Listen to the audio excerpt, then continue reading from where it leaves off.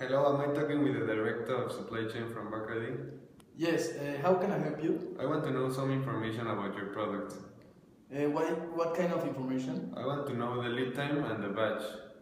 Yes, the lead time is 2 weeks and the batch is 20,000. Well, thank you. See you. See you. Engineer Rosales, we need to talk. Sure. What happened? We have work to do with Bacardi. Okay, great. We need to plan the inventory from the next year from Bacardi products. We have a demand of 7,000 with a standard deviation of 500 and a lead time of 2 weeks.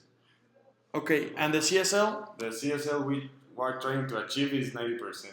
Okay, great. So the first we gotta do is calculate the reordering point.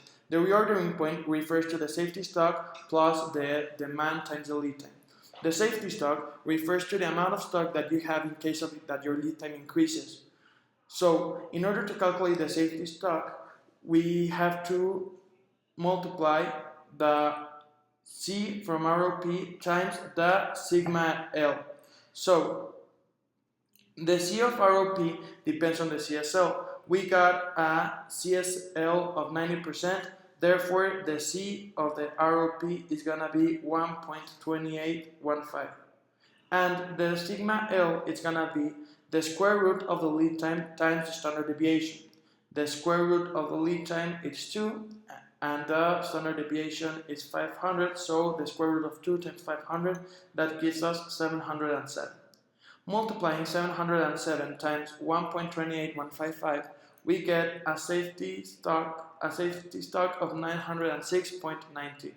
Then we gotta multiply the demand times the lead time, giving us a total of 14,000. That gives us a reordering point of 14,906.19. We can see it on the graph. Whenever you go to 5,906 items, you gotta order again, and 2 weeks after that, you're gonna receive the order with the amount of Q. So the safety stock is never gonna be below 906, and in theory, your stock should never go below this line. So that's about CSL. Now, what if we want a fill rate of 99% instead of the cycle service level? Well, since we have a quantity of 20,000 per batch, we have to calculate first the shortage. So with the formula of fill rate being equal to 1 minus the shortage over Q, we can solve in order to get that our optimum shortage is 200.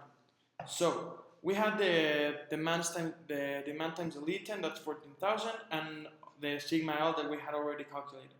So we have our shortage of 2000, and then we're gonna use this formula of shortage. So we're gonna put in Excel this whole formula, and we're gonna set the goal to give us the 200 that we need, and it should calculate the safety stock. So Excel does that, and it gives us a safety stock of 183. Since the reordering point is, as we've seen previously, the safety stock plus the demand times the lead time, we got a reordering point of 14,183 items. So here we have our formula. This is the optimum shortage, 1 minus 0.29 times 20,000.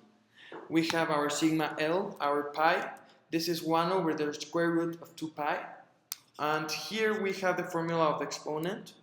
This is gonna be a negative half times the division of the safety stock divided by the sigma L, that square, and then you square that.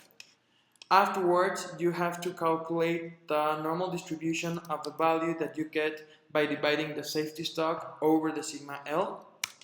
Then you get 1 minus that, and afterwards you have to multiply your safety stock in a negative form times the 1 minus the FSSDO, that's the value over here.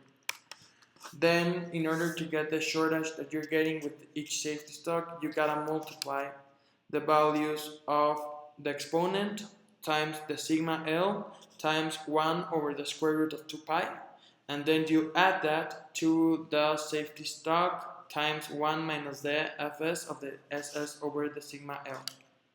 So we go to what if, goal seek, and we set that we want the shortage to be equal to the 200 that we got over here by changing the cell of the safety stock. So we hit OK, and we've got a safety stock of 183. That gives us the optimum shortage that we were looking for over here. So 182.97 rounds up to 93.